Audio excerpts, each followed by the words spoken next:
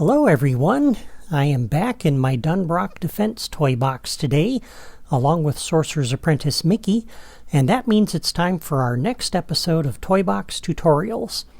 Before we begin today's lesson, I just want to point out that I have loaded up my toy box from last time, and you'll notice in the upper left corner we have our Money Manager active, and if we were to open up our inventory, open up the editor, you see all we have are the toys that we had specified in our inventory. That's all we have available to us. And so this is why we have an off button over here. Because if we didn't have a way to turn this off, we would never be able to edit this toy box ever again. So this is why we have that, so that when we load up the toy box, we can push the button and then continue working on this toy box. Alright, so let's move on to today's lesson. We're looking at the economy system in Disney Infinity, and last time I showed you an overview diagram of it. Let's look at that again. So far we've looked at the Money Manager, which keeps track of the money that players have in their purse, and the Inventory Manager, which keeps track of the toys that the players have in their inventory. Today we're going to look at shops, which provide a way for players to spend the money they earn to get the toys they need for your game. And the Creativi-toy that manages the shops is the Storefront.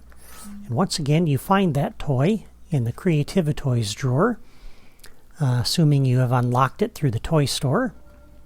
I'm going to place one right over here. The Storefront is used to sell specific toys to your players.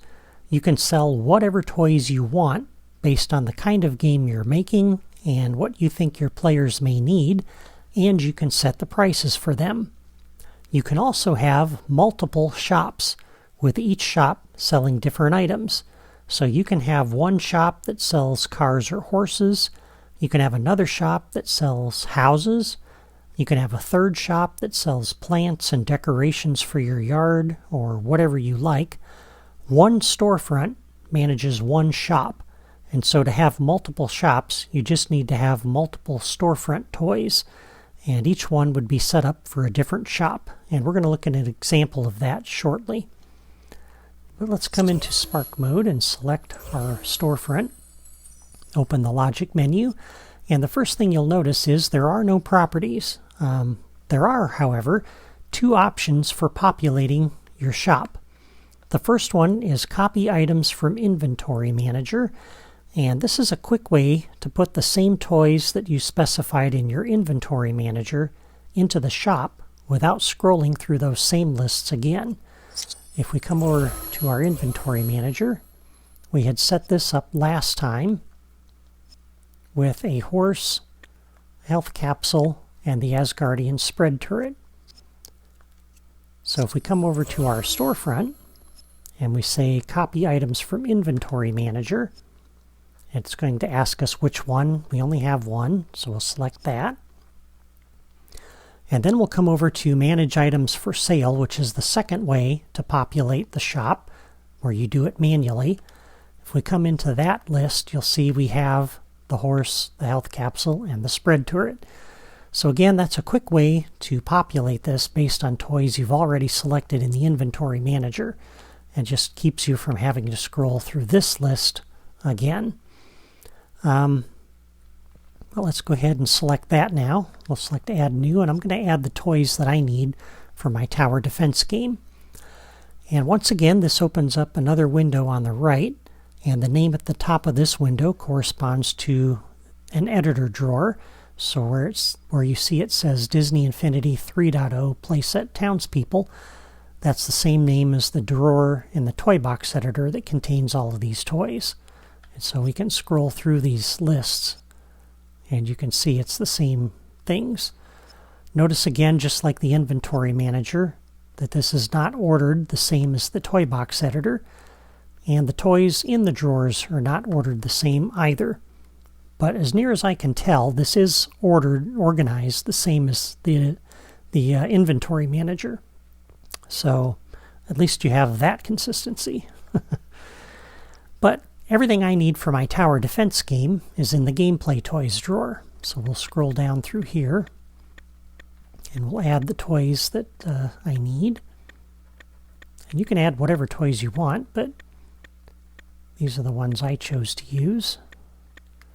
So we already have the Asgardian spread turret. I had added this energy shield, so we'll put that over there. And I use A on my Wii U to select it, which puts it in the list on the left. I also use the barrier, the healing rune, the beach ball launcher, the imploding pineapple, the brain freezer, the duckling decoy, and my favorite, the springing umbrella. So those are the toys that I chose to use. You could also add in here enemies if you wanted. So if you wanted to let the player add an enemy into the environment for a certain price that would fight alongside them, you could do that too. But all of the games from Stitch's Tropical Rescue are here, and the ones from Assault on Asgard are in here as well, although those are spread out a little bit more. So you have to scroll to get to all of those. Alright, so let me go back out of that list and cancel that. So here are all the toys that we need for our game, plus the black horse and the health capsule, which I will eventually remove from this list. Now, if we select one of the new toys that I added, notice the menu at the bottom. If I choose to adjust the price, that brings up this little slider. And by default, the cost on everything is 10. And you can take that up as high as 1,000 or all the way down to 0. So at 0 cost, you can basically get the item for free. At 1,000, it would be insanely expensive. You want to be careful how high you set the cost on this, because there's only so much money that defeated enemies and loot chests will give you. By default, they give you 1 unit of currency, or 1 coin. So if you set this thing to 1,000, it's going to take a long time to earn the money needed to buy that item. So be very careful what you set. I'm going to leave this set at 10. Notice it increments by 10. So there is no way to sell something for 5 gold or 25 gold. It has to be in increments of 10. So we'll leave that set at 10. And by the way, when you adjust the price, make sure you hit OK to close this window and not cancel, or it won't remember your change. Now, if we open up one of the items that we had in our inventory previously that we used to populate this, you'll notice the default here is 0. So we want to make sure we set these to something when it comes from the inventory manager. I'm going to set the horse's cost to 100, which is high, but I have a point in doing that. The health capsule will set to 10, and the spread turret will set to 10. And while we're right here, I'm going to set the shield to 20. This will leave at 10, that will leave at 10. Set that to 20, that to 20, and that to 20. Actually, I think I left this set at 10, sorry. It was the duckling decoy I set to 20. There we go. So there's our shop. I've set the cost on everything, and all the items I want to sell in my shop are there. Alright, so now we can close out of this menu. Now, one more thing I wanted to point out is that the items for sale, again, are a subset of everything that's available in the Toy Box editor. So you cannot sell packs or tools in your shops, just toys that you can place out of the editor. I just didn't want to overlook that. Alright, just like the Money Manager and the Inventory Manager, this toy is off by default. So it is not enough to add the storefront to your toy box and set it up. You have to activate it first, or it will not do anything. And the only way to do that is with a logic connection. So we're going to hook up some of these buttons that I've already placed. And let me pick this one up and put it down. And I'm going to drop 2 additional buttons over here. And I'm going to drop a third button over here that we're going to use a little later. I also dropped down a sound effect generator out of the gameplay toys and a text displayer. And I did these ahead of time. And while we're right here, before we move on, let's turn off 3D sound at speaker or locator on the sound effect generator and set the properties on our text displayer. I'm going to set the duration to 4, text style to banner. Alright, we'll come back to those toys in a bit. Now to look at the behaviors for this, let's go to this button here. This is our off button for the economy system. Open the logic menu, do a new logic connection when pressed. Come over to the storefront and select that. And you'll notice there are 4 behaviors for this toy. The first 2 we've seen before for the other 2 toys. Activate turns it on, deactivate turns it off.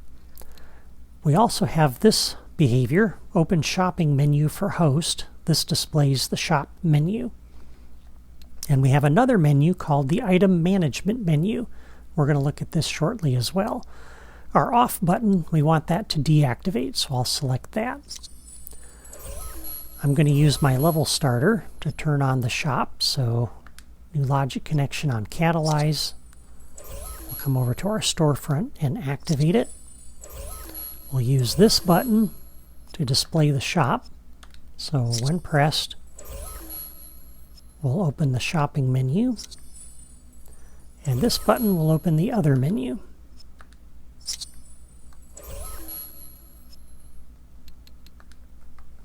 Okay. Now we also have some logic connections here. So if we open up the logic menu for the storefront, go into new logic connection, you'll see there are 5 trigger signals.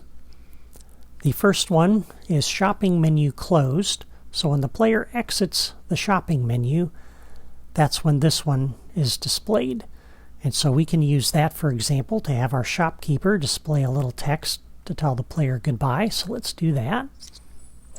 So when the shopping menu is closed, we'll come over here to our text displayer, and under the farewell category, we'll have him say, "See you later." So that's an example of what you can do with that. The next one is insufficient funds detected. Okay, and so this is kind of quirky and weird, but I'm going to go ahead and demo it for you. So basically this is broadcast whenever the player tries to spend more money than they have. So we'll hook that one up to our sound effect generator. And under the general category, we'll have it play the buzzer sound. And we'll also have that display some text as well, because I want to show you something with that. So under here, we'll go to the loss category and have them say, "Sorry about that." All right, the next trigger signal is activated. So when this toy is turned on, it'll broadcast the activated signal, which then you can hook up to other toys to do something. And deactivated is broadcast when this is turned off. We also have the item management menu closed, and you can hook that up to something just like we did with the shopping menu. I'm not going to do that because I don't see a need to do that. You've seen enough examples for what to do with that. All right, so our shop is set up. Our logic connections are made. Let's go ahead and turn on our system. So in the upper left corner, you see the money manager is now active. If we come into our editor, we see we only have the items that are in our shop. And you'll notice now we have the cost associated with our horse. So it's picked that up from the shop, and so placing this will now cost us 100 coins, but you'll see it's outlined in red because we don't have that much money. And you'll notice the health capsule still shows 2 because that's a count that we set up last time in the inventory manager. And that will remain a count. So if I select and place one of these, count drops to 1. If I place another one, the count drops to 0. So it's not picking up the fact that we had set that to 10 in our shop. The item count that you specify in the inventory manager always takes precedence over the cost. Okay? So as long as that's in our inventory, the cost is going to override, or the count is going to override the cost. All right. So let's come over and open up our shop. So this displays this menu, and it's divided into two sections. The top half shows the items that we already have in our inventory, and the bottom half shows all of the items that are in the shop. And you can scroll through this list and browse it and see what's available here. And you can see the number is there that indicates the cost. You can only scroll through the bottom part of this list. There is no way to scroll through the top part of this. So let's go ahead and buy, for example, this barrier. And when we select that with the A button on the bottom of the menu there, it added it to our inventory, and you can see on the left the coins in our purse is now down to 10. Let's try to buy the duck. And it will not let us buy the duck. It should be displaying the text and the playing that buzzer sound, but it's not. That's interesting. So you see what I mean about it being kind of flaky. Sometimes it displays it, sometimes it doesn't. When I did all of this prep work ahead of time, it did it fine. Now it doesn't. So the insufficient funds trigger signal is not very reliable from what I've seen. All right. And it displays the text when we close the menu, so that's kind of cool. Now let's come out over here, open up our editor, and we have 10 coins in our inventory, so we have enough money to place this toy, so let's do that. And now it sounds the buzzer and displays the text that says sorry about that. But it let me place it. So it's like it's letting you know that you are now out of money, even though we had the funds available to display that. And I would have preferred that the insufficient funds trigger signal was broadcast whenever you tried to do something that you didn't have the money for. And so it doesn't actually seem to behave that way. It behaves as a notification that you're out of money. Not that you're trying to use money you don't have. And now if we try to place more of these, it won't let us because we don't have any money left. But it's not telling us that. It's just the red box. So that's just kind of weird. But let's go ahead and exit out of that. And before we do that, let's look at that other menu. So this displays the item management menu. And basically this is the exact same menu that we used to set up the shop.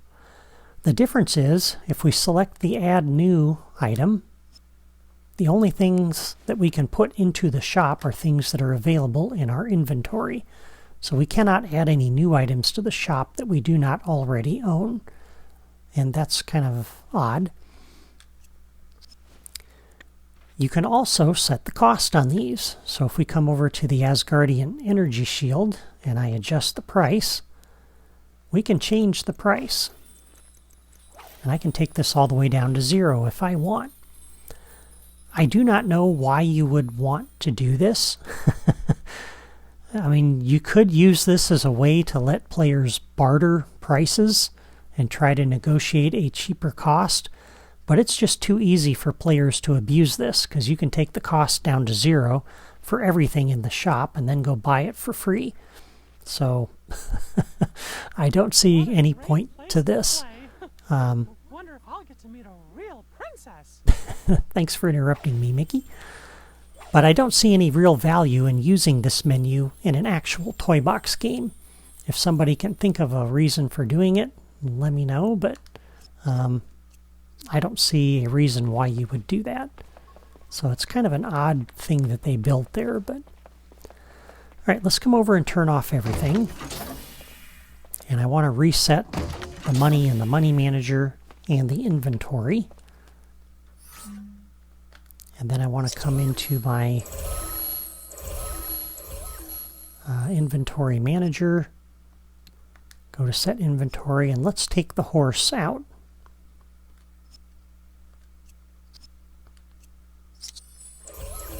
Okay. Now, one of the questions I've been asked over the years about the storefront is this: can you sell items from your inventory? And the answer is yes, but there are some caveats. So let me come out of the editor and we'll go ahead and turn everything back on. And let's come around the building and open up our shop menu. Alright, as I said, you cannot select anything in that upper menu.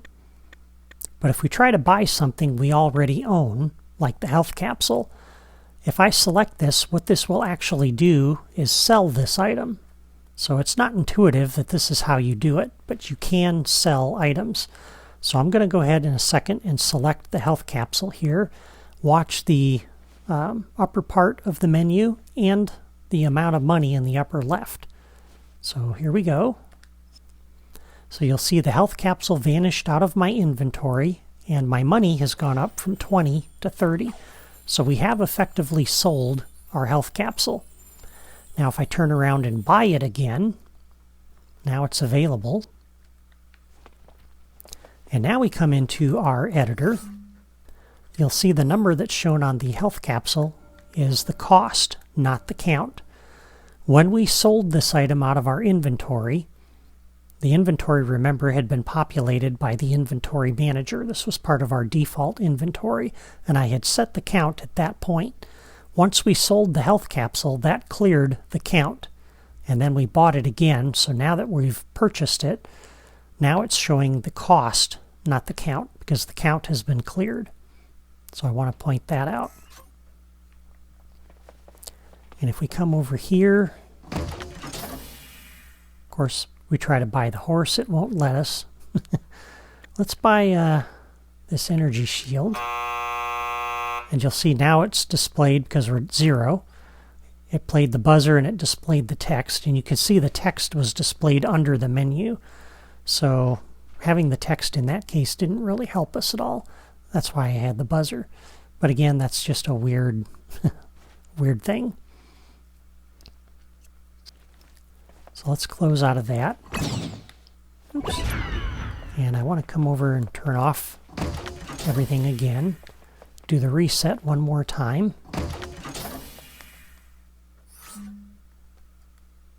And let's go back into that inventory manager and just make sure that horse is still gone.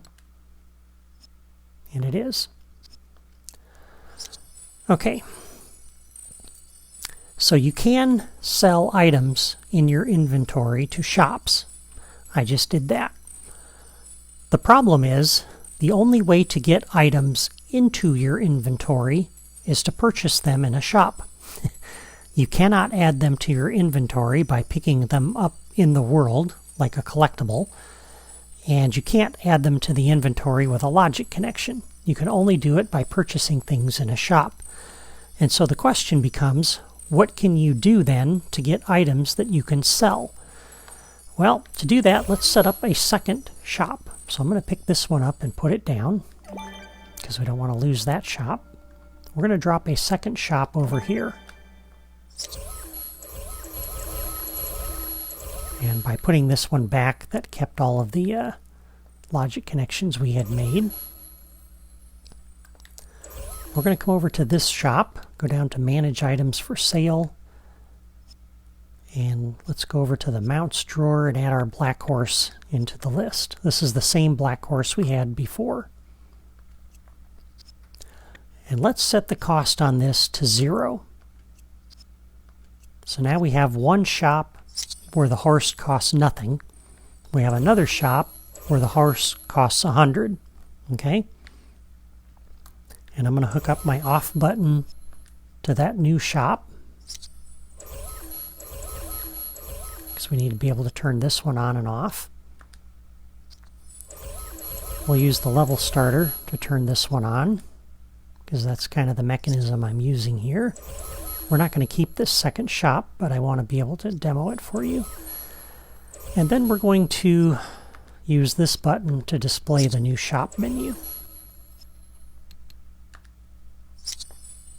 Okay, so we now have two shops.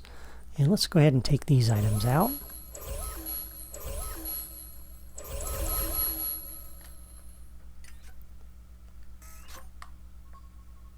Okay, so we turn on the system, and now we have our 20 coins. Again, we have our gameplay toys and just those, and this has been reset to a count now, not a cost, because that's set up as a default in the inventory manager. Alright, and both shops are now active. So my idea is this. We're asking, how can you get items to sell? Well, one idea for what you could do is set up a mission giver who sends the player on some quest, and when the player accomplishes the quest and returns to the mission giver, you can have the mission giver open his shop menu, which is what this button does, and that displays this menu. And that horse is set to 10. I thought I had set that to 0. Let me double check that.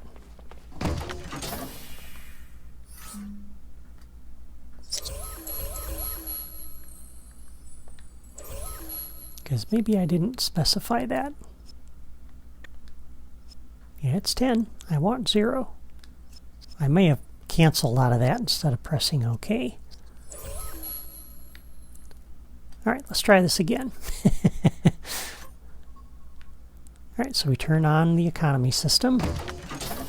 That turns on the money manager, the inventory manager, and both shops. So you go off on some quest for a mission giver, and when you're done, he opens his shop, and you can see the horse is available for nothing. And so we can purchase the horse, and it doesn't cost us anything, and that adds it to our inventory. So it basically lets the player buy the horse for free. The horse is like a reward for completing the quest. And then we can come into the editor, and we can drop a horse out here, and you'll see it doesn't cost us anything. There's no cost listed there for it. Alright, so then we can run over to the shop, press the button to open up the shopping menu, and you'll notice the horse in here, the cost is set to 100. And since I already have this in my inventory, when I select the horse over here to buy it, it actually sells it. So it took it out of my inventory and it gave me 100 coins. So the money in my purse is now up to 120. And that is awesome. But we still have the horse that we dropped over here.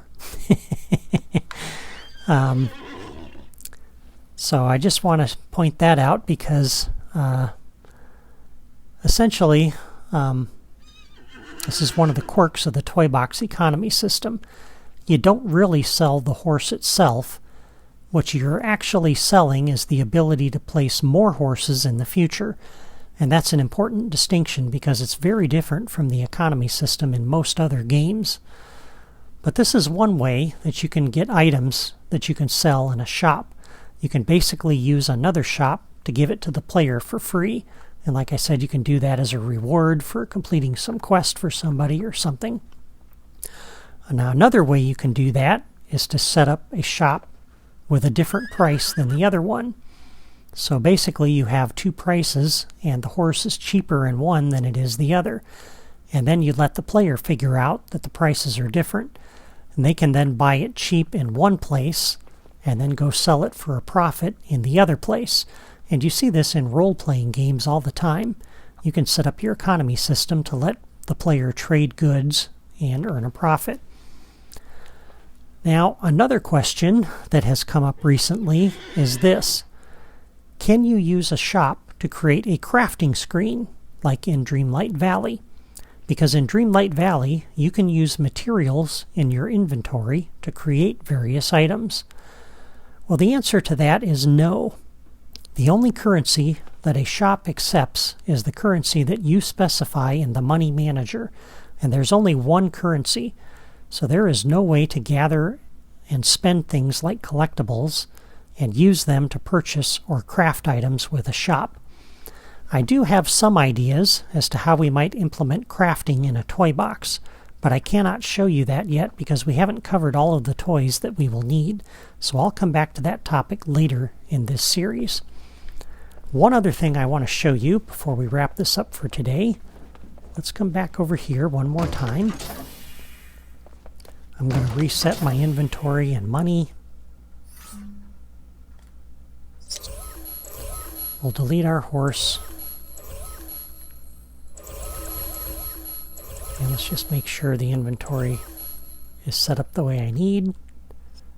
So yeah, just those two things. Okay. So now we'll come back out of the editor. We'll turn it back on again. Okay. So we have two shops with two different prices. If we display this shop, we have the horse, which doesn't cost us anything. If I select that and come in here, and again open the editor, you saw before, this doesn't cost you anything to display or to place it. If we come over and open up this shop, this has the horse listed for 100. And if I close this shop without doing anything, and we open up our editor, you see it now costs us 100 to display this horse. So the inventory manager is using the money, the item cost, from the last store that you opened. And that's important because if you do have two shops with two different costs for the same item, depending on which shop you opened last will depend on how much it costs to place one of these in your toy box. So I just wanted to make sure I point that out. Again, it's one of the quirks of having the inventory or the economy system in Disney Infinity is that it costs you twice. Once for the privilege of using the toy, that's what you get when you purchase it from the shop, and then it costs you again to actually place one in your toy box. Well, I think that's everything that I needed to cover about shops. If you have a question about shops that I did not cover, you can post it in the comments section, and I'll do my best to answer it. And let me know, too, if this tutorial was helpful for you. Hopefully, you're not only learning about the economy system toys, but also getting some ideas for what you can do with them. And that's kind of the purpose for this series. Thank you for watching. Before you go, please hit the like button and subscribe to my channel if you want to see more Disney Infinity Toy Box videos or tutorials like this one. You can also follow me on my blog. Have a great weekend.